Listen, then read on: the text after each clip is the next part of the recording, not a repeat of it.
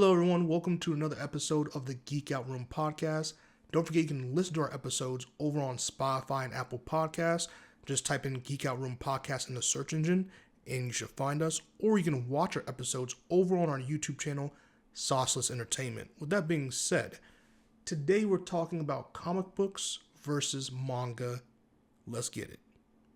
So DC Comics president Jim Lee, which I didn't know he was the DC president, to be honest with you, but he said that Japanese manga and anime is incredibly powerful, and he often finds himself wondering what is missing in Western comics and why aren't they able to achieve the same thing.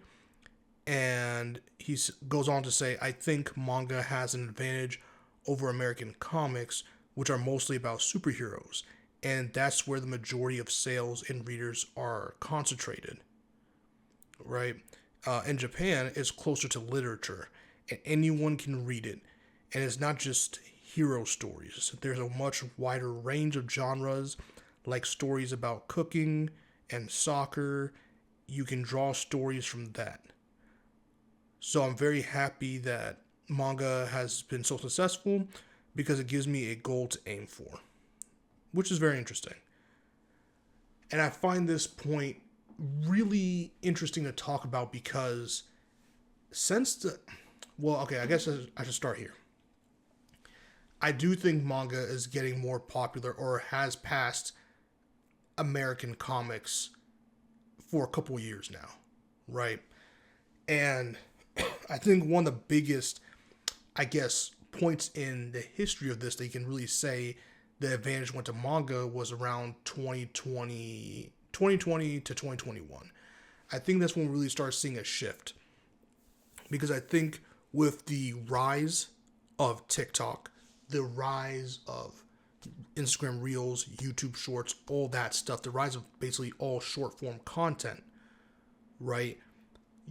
You got so much share of manga collections. You got so much share of anime reactions. You got so much shares of just these clips or manga edits and all these things, and it really drew a lot of people in, so much so when people got an influx of cash, or they went to local Barnes and Nobles and they went to straight to the manga section because a lot of people were new to this manga game, and they're like, oh, there's a story about, whether it could be Fairy Tail, or it could be about Dragon Ball Z, it could be about Pokemon, it could be Legend of Zelda has a manga as well. There's so many different mangas. Excuse me. There's so many different mangas.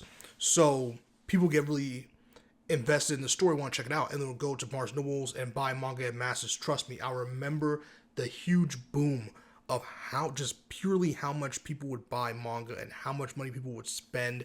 And you have not only just Barnes & Nobles, you have Books A Million, you have all these things. So much so, the sales literally started generating manga sections. Because manga sections used to just be tucked away with the comic book sections. It used to be just a comic book section. But now with the rise of anime and manga and just social media, people started really hunting these things. It started giving such a huge influx of cash to these bookstores that more Barnes & Noble started popping out, more Books A Million started popping out at a time in which they were dying off and closing in mass numbers. So that's how popular manga got. And don't get me wrong, there is a huge space for comic book readers as well online. There's a huge presence. There's many accounts and many creators and many events in which comic book centered content. But it's not nearly as popular or nearly as many as there is accounts that center around their content to anime and manga, right? I mean, it's not even close. And that influx right there, that content creation, that social media advertising, so much marketing for manga that's free for these manga companies. It's free.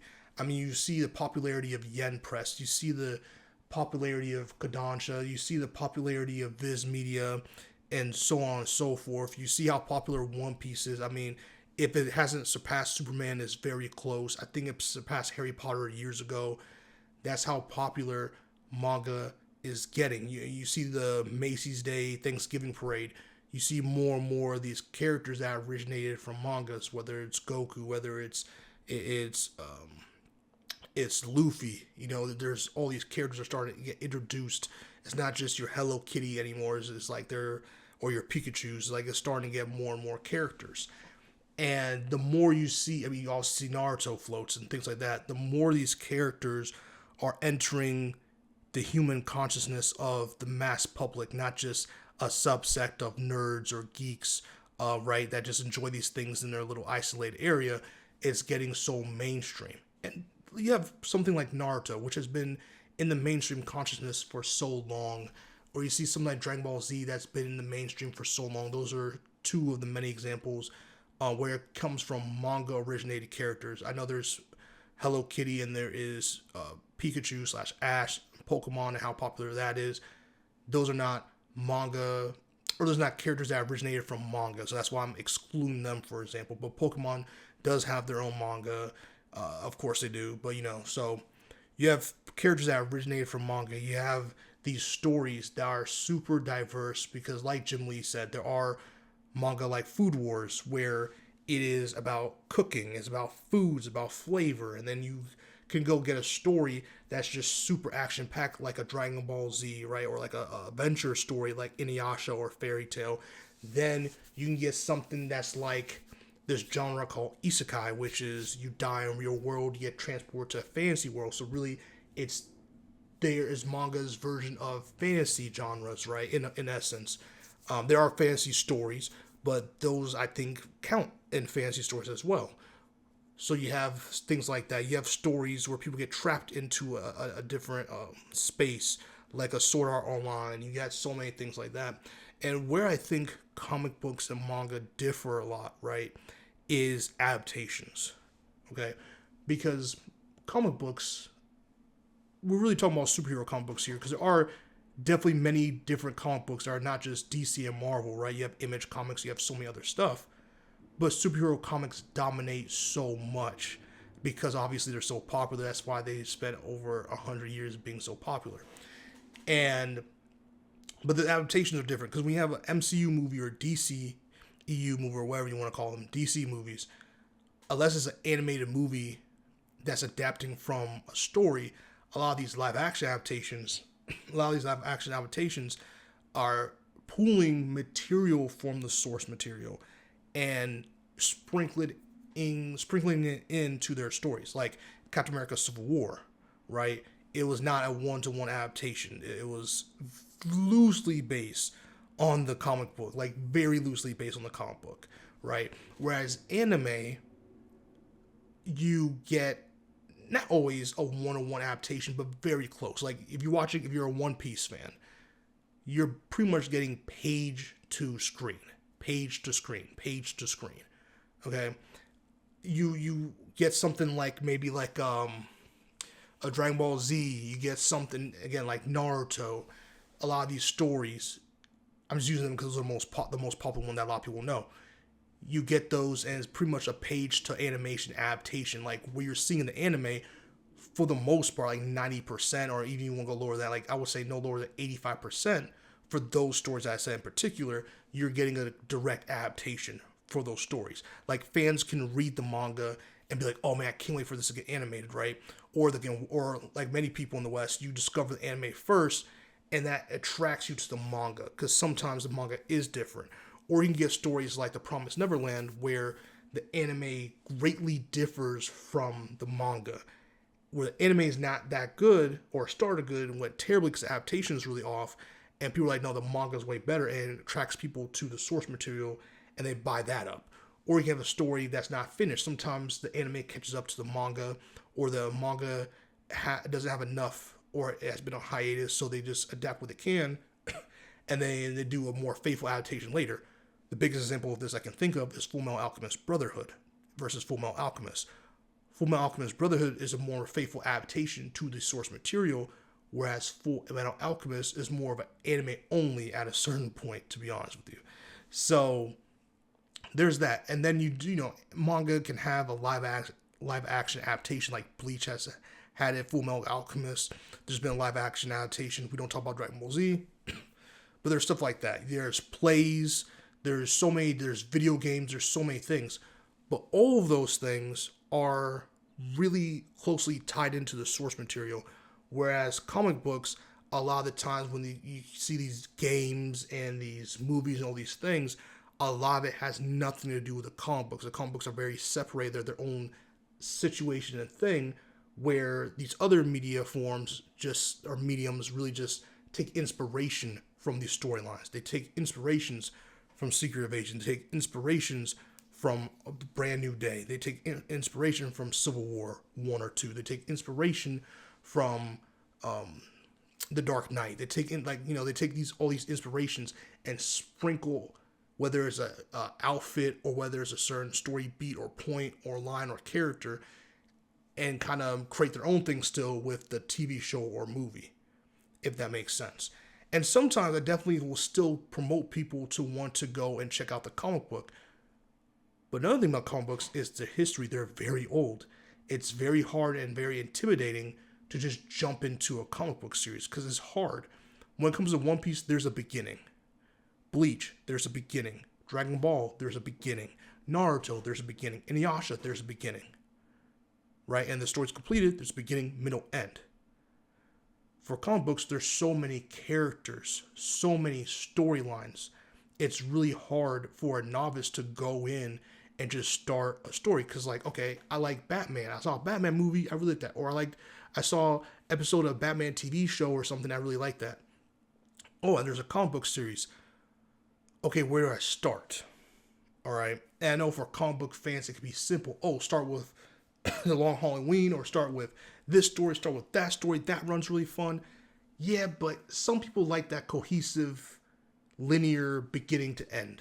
And there really is no such thing in superhero comic books when it comes to specifically Marvel and DC. So it can be really hard for certain people. Which is why what is cool about comic books is that there are others that are not just Marvel and DC characters. You have Invincible, right? Invincible is a comic book series that started as a comic book and now has a really great and popular animated show on Amazon Prime that people really enjoy, right? So you have things like that. You have another famous one is The Walking Dead that started out both by Robert Kirkman, by the way, but The Walking Dead has a beginning, middle, end, right, in their comics. And they made it into a live action adaptation that was really beloved by fans for 9, 10, 11 years. So you have situations like that, and it will promote people to go and seek out the source material. But I'm telling you, not like how it is for anime, because usually, again, when someone's like, oh, I really want to read this manga, hey, you can get these volumes, and you can get it, and there's a beginning and end. There, you know where you're beginning of the story, you know where the end of the story is. Or hey, this anime is here. This anime has 24 episodes, but I don't want to wait for the anime to get animated again so I can watch it in 6 years. Where can I finish the story? Oh, you can actually go pick up right where you left off in anime on volume 6, and there's 24 volumes total, or 48 volumes total, and the manga's over. You can just go pick it up and read it and finish it. You don't always get that benefit when it comes to comic books. Because again, if you're like, oh, I watched Captain America Civil War, right, the movie, really enjoyed it. Well, yeah, I can't really go pick up a comic book and continue. And also the comic book for Civil War is drastically different than the movie. So you're reading really a completely different story than the show.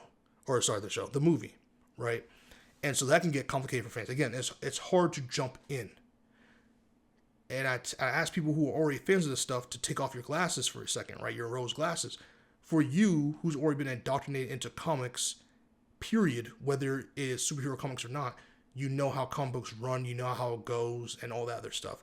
For people who are novices, who never picked up a comic book or manga in their life, who just watch TV or movies or read light novels or stuff like that, they're not going to understand or know comic books. It's really intimidating to jump in, which is why comic book stores are really important and essential, right?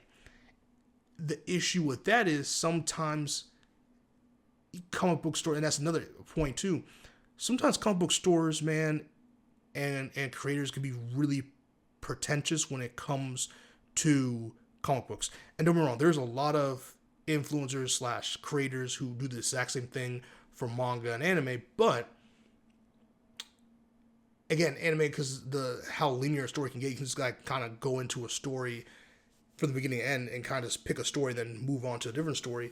It's a lot easier to kind of get into again, and it's also anime adaptations. All these things you can look into. Comic books, because of how vast and how many lines and stories are for every single character, it can be really difficult, and how drastically the arts can change and all this kind of stuff is very difficult.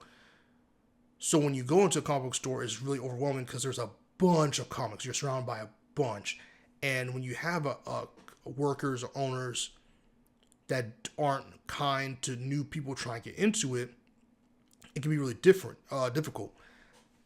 I've been to many conventions where comic book stores will have booths, and I've seen them be really unkind to women, people of color, and just people in general, and it just turns people off from comics. It really does, because again, owning a comic book store, you're almost like a librarian, bro. Like, you're the one who knows all these different lines, all these different stories, all these different characters. You can give all these recommendations, where to start, where to begin, where to end, all these different things. So when you're not giving a pleasant experience to people who are trying to get into it, it will really turn people off to that medium. And again, I'm not saying that manga doesn't have its dark side or people who are really rude or mean about it. But again, it's just easier when you're like on Crunchyroll or not even Crunchyroll.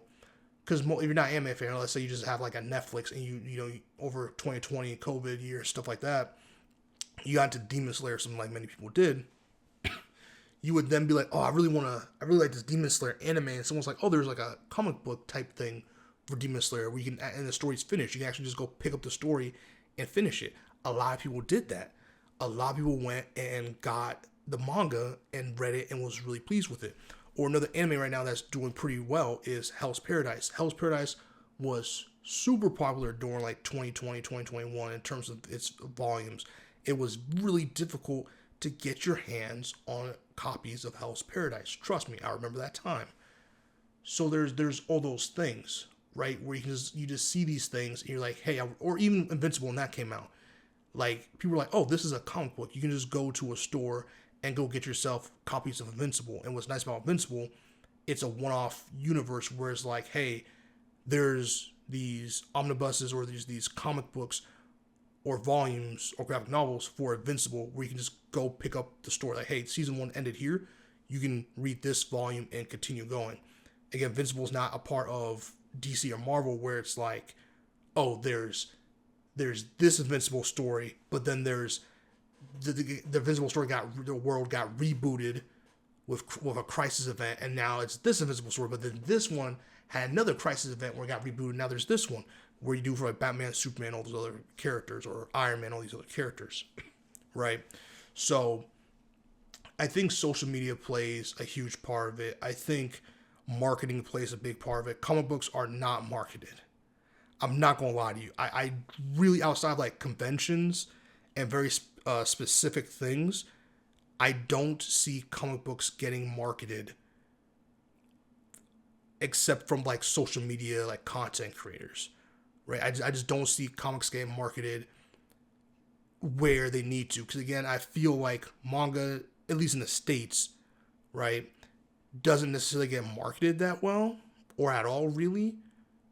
But they don't really need to because they already get a lot of free promotion from anime and manga content creators and influencers, but also they are really prevalent at every single convention, in my opinion, way more than comic books are. When you go to like anime convention or well, obviously anime convention, when you go to a Comic-Con, like San Diego Comic-Con, New York Comic-Con, whatever Comic-Con you are, where it's like encompasses all nerd stuff, the presence is very anime manga heavy. Like the Viz Media booth, the Sueisha booth, or Shonen Jump booth, like Kodansha, like Yen Press, they have these massive booths that are either interactive or give exclusives, and they decorate with all these manga panels and everything. DC, Marvel, Image, Dark Horse, a lot of these other publishers either have a very lackluster presence or no presence at all. Like they don't hype up, they don't advertise, they do nothing. The only advertisements for comics be when you're reading other comics. And that can be a little bit of the unfortunate part, is that there's so much to enjoy in comics, but they're so bad at advertising it. And whereas again, anime does a lot of advertising for the manga and the creators and the games, and there's so much that can advertise this manga, right? So again, I'm not just talking about shonen. There's romance stories, there's more adult stories, there are stories again about, you can go, manga so diverse, we can go a story about soccer, to food, to giant robots fighting each other, to psychological thrillers, to these school romances or adult workplace romances or comedies and all these different things. So there's so much for a person. Like there's so much, like, hey, if I don't like action heavy stuff, I can go read about like romance. There's plenty of romance stories.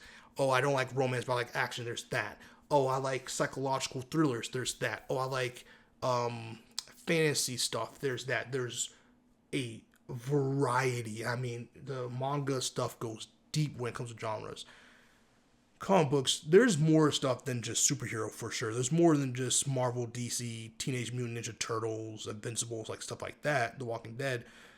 But those are a lot more indie, and they don't dominate the space nearly as much as what Webtoons has accomplished, what Shonen Jump has accomplished, and stuff like that. So the conversation is always interesting.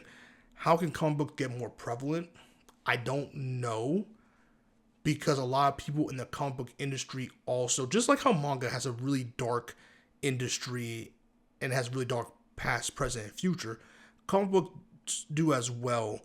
But a lot of the difference is, a lot of comic book creators are not afraid to call out how bad the industry is. They are not afraid to call it out. And I think it's very important that the comic book industry changes how they treat their artists and their storytellers. I think it's important about the deadlines and how messy that can be. And I also think they have to find a way to promote. They have to find a way to promote comics, whether it is partnering with more comic book stores around the country, whether it is making more of an effort to make more be more inclusive, basically, of stories. Like promote more stories that are not just superhero centric. Like all those non-superhero comics can definitely have a place on the international or the national stage, and then thus the international stage. I also think having more comic book centered events at international conventions would do wonders. I think introducing more stories would be interesting. I do think, like, again, promotion and marketing is super important, because no one's going to read what they don't know of. No one's going to read what they don't see. And I think if you find a way to really, and I mean really have, make an effort to reach people where they're at, and make stories there's stories for kids, there's stories for teenagers, there's stories for adults, there's stories for people who like romance, there's stories for people who like sports. I think to promote more of those stories, and give more funding to people who are trying to get those stories promoted, I think is important. Because I think because of the lack of adaptations, one-on-one adaptations for comic books, and the lack of, you do need more marketing.